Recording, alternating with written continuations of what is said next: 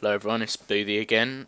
Following the positive feedback on my last video, I'm gonna release another commentary video, but this time for 5-mans, and this video will be exclusively for DGS members. So the principle is pretty much the same, just going to be talking about the DG as I go through it, but I'm not going to be discussing any of the basics like startup or anything like that. Just going to be talking about how I'm going through the floor and what I'm thinking. So as you can see, open up my map, and as I said in the last video, extremely important to open your map lots of times each floor. Can't give a definite number, but I guess around 50 times each floor. Yeah, as you can see, I carried it north there because that was looking like more of the map, but when I checked my map again, it led to a three-way south, so maybe taking south and having two PGTs north might have been a better choice. But yeah, we'll see how it goes out. So luckily I have that ctediz guy with me. I didn't have to call anyone, I just keep him with me, and I choose to gate OT myself here because I want to keep hold of the GT for as long as possible. It feels like I have more control of the floor when I'm with the GT. Some people don't mind it, but for me, I just like to have the GT in my invent. Unless, obviously, it needs to be in someone else's invent if they've got a map door gate or something like that. But yeah, I can see that it's Marrco south, zaibas south, and Funky Bud south at the moment. And in this floor, I don't do a lot of commanding because well, it's not a trial floor, and I always think it's good to have the team take initiative themselves. It's good to have them make the pathing choice themselves, choosing the right path. And as you can see, I open up my map there. House has gone west, Marrco's gone east, and zaibas has gone south. And it's looking like zaibas is going to be the first to DE out of them all, so if I do need a GT gate, it'll probably be him that I'm calling. Yep, I start to carry east here because it looks like the majority of the map, and I leave that ctediz guy to finish off those two, or that GD there and those two doors. And I see that Marrco got a three-way east, so and Marrco's able to peek the north door, and it looks like he's got quite a lot of map down there. And at the moment there's two people down there, Marrco and zaibas, but P-Try needs a gate. So what I have to do here is call zaibas to GT and gate P-Try himself and let Marrco move GT. Yeah, that was the best decision at the time. So I have zaibas PGT northeast, I have ctediz PGT northwest, and I have my PGT at O-Try. And Marrco moves it here, and I was expecting Marrco to drop for me and let me carry north and let him not PGT south, but try and survive south since he had the C wedge gate and he could break it. But yeah, he ends up carrying north, which is not ideal, but you know, I can always break orange try if need be. It's close enough to base for me to break it. And but what we're going to try and do, me and zaibas, we're both going to try and survive this path. So zaibas opens south and it's a DE, and then I end up east. I've still got Funky Bud, he's busy on the west path, and ctediz busy northwest, and Marrco's carrying carrying the GGS to the north. And I think we end up lucky on this path here. It does end up DE, and I thought it would DE much quicker than it did. I thought it would DE like right about now, but it ends up going a bit more southeast. But we do manage to DE it in time. And I think soon, I'm a bit worried about what ctediz has got northwest. I think I open up my map and he's got a two-door split, so I have to ask him what he's got south. And yeah, he says he's a GD, got a GD at the moment, then an agile door south or something like that.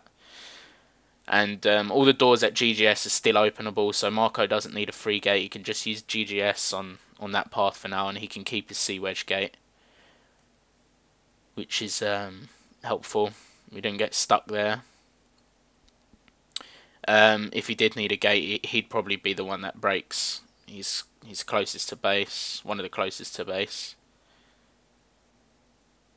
So yeah, it's just me and zaibas for now. This part of the floor is pretty boring. Not much controlling for me to do. During these sort of times, it might seem a bit boring. You might like start losing concentration, but you've got to make sure you're paying attention to what your team's saying. So I know that Funky Bud is OS Gate West, and he's probably got the map door at the moment. So when I GT, I try and always check my map as soon as I GT, because I know where I'm landing into, and I can see I'm landing into the two-way there.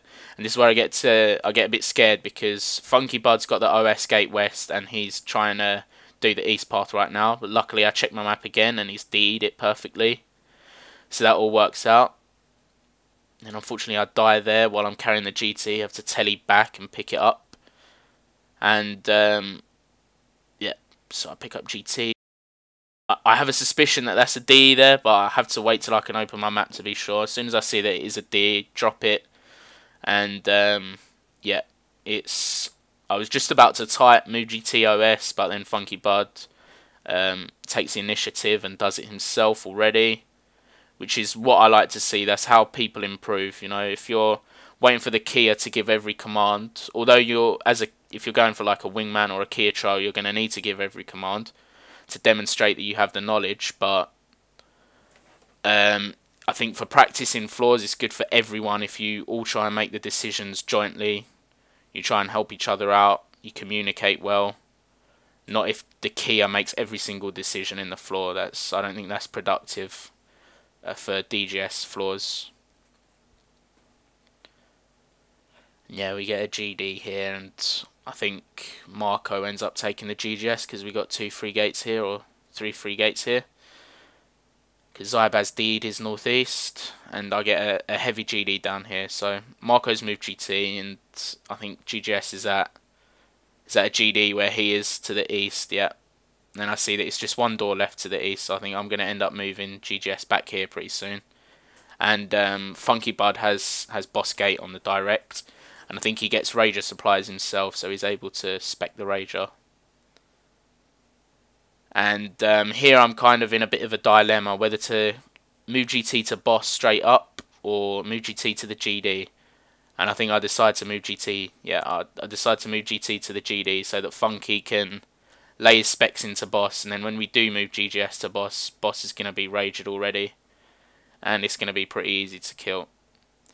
So here, the decision I made, instead of carrying GGS South, because South looked like much more map, I actually brought my PGT South, and that's because that GD was so heavy that I thought it's better to have the majority of the team there, and what I do ends up working out in the end, because I get Enters South, and then I get a Key Door South. So leaving GT at that GD, it was the right choice. Although the basic rule is to bring GT on the biggest path possible, you've got to think about the usefulness of where the GT is as well. So if it's south on Enters, that's not as useful as it being in this GD here. So I think once I check my map a bit more, I can see, I think I tell Funky to move GT when boss is Ragered sufficiently, because this GD is going to pretty much be a DE, and we have a free gate here to cover it. So I tell Funky to move GGS to boss, like right now, and he does that. I think this is a bit where, yeah, I picked up the Lyco even though ctediz had the 100 Smith gate northwest. And at first I thought, oh god, I just derped, but really, I think what I did here was I made the pot whilst he did SP, so we were kind of like multitasking. So I think that was it ended up quicker. So yeah, I died, made the pot whilst he was doing SP door. So he didn't have to make the pot himself, then do Smith and everything else. I did the pot for him. So this ended up actually being quicker. Yeah, GT back into boss, drop the pot for him, and I see that I've got my Crim Rec key, so I'll go and do that as soon as possible. There we go, telly back. And unfortunately I end up with a GD. Not that heavy, but for solo it's going to take me a bit of a while. So I make it clear to my team that I have a GD, and I tell them to tell me when to move GGS to the GD. Unfortunately here I telly in, and I was praying mage for my GD, didn't think, and I healed the boss, so that's my bad, that's stupid of me. I knew it was Hope boss because I saw it earlier, but I still tellied in with Prey Mage, but something I'll try not to do again, but I can't promise when I'm thinking about so many things at once, you know, it is hard. You just got to try. Yeah, this GD's taken a while, and here I think this is where it would have been beneficial for me to use more organisation, because I could have called like one person to GT. Like Marrco ended up telling the guy to GT, and if I'd have told, just like given one name, it would have been easier. I would have created less confusion.